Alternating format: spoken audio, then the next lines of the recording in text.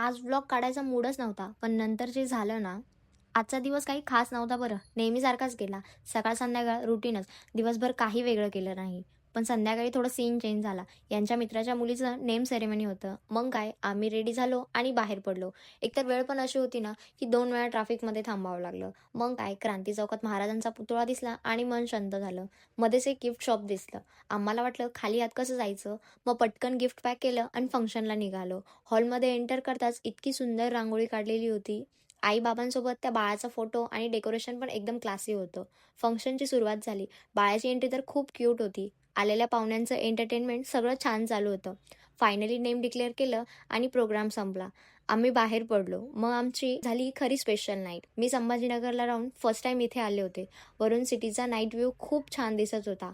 जेवणाची ऑर्डर देऊन चिल केलं थोडा वेळ. मग काय डिनर एन्जॉय केला आणि अचानक बघतो तर काय समोरच flight take off airport view पण दिसत होता. तो मोमेंट काय सांगू एवढा भारी वाटला आणि मग घरी आलो. तर असा होता आजचा माझा दिवस.